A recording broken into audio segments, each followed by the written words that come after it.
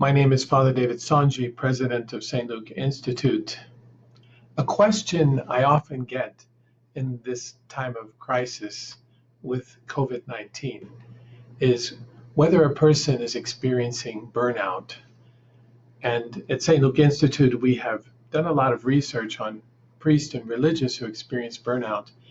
And what we've discovered is it's not those who work really hard and put in lots of hours who experience burnout, but rather those who lose meaning in their life. Sometimes a priest or religious will begin to doubt a vocation. So any of us who experiences a time in which they no longer have meaning, especially in this time in which so many people are out of work, or certainly for the priests and religious who are not able to do the things that they used to do in the same way, it's difficult to find meaning. Viktor Frankl was a psychologist who was put into the concentration camps because he was a Jew during the time of World War II. And he wrote a book called Man's Search for Meaning, in which he said that meaning is such a healing source for people who are experiencing unavoidable suffering, and that it's important for people to search for that meaning in order to have hope. He gives us a guide for this. He says we need to work, we need to love, and to have the right attitude. To work means keeping busy. We can't, in these days, do the things that we used to do, and yet we have to find other things to do to keep us busy so that we have a greater sense of meaning. Love means that we need to recognize the importance of relationship with people, especially at this time. We're not able to engage with the same number of people, and so we need to find other ways of talking with others, thinking of others, praying for others. We need to remain connected. And finally, the attitude that we have to have is one of hope in the face of unavoidable suffering.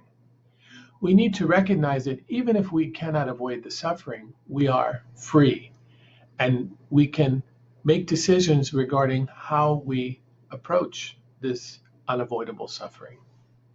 So for the Christian, we need to look at the work that we're doing and the people that we're loving, and to remember that Christians, as St. Paul says, are not like those who don't have hope. Even in the face of death, we believe in the resurrection. And especially for priests and religious, it's important for us to look at the work that we're doing, so that even if we are not able to administer the sacraments in the same way, we still continue to announce the kingdom of God. We continue to pray with people. We continue to do everything we can to make connections with people in order to help them. And finally, the attitude we have is the same as that of Christ. This is a form of service to not be able to do everything with people that we are used to doing, but that we're still reaching out to them. We need to announce an attitude in which we're not afraid of suffering in the same way, that we can see in our own lives the dying of Jesus, and that we still believe in the resurrection. There's so much hope we can offer to the world. This is the attitude that we bring. My prayer for everyone this week, that they could look at what's the work they're doing, who are they loving, and how are they dealing with this unavoidable suffering. Do they have an attitude that recognizes the importance of making this free decision to embrace the suffering, knowing that Jesus Christ lives in them and that there is hope?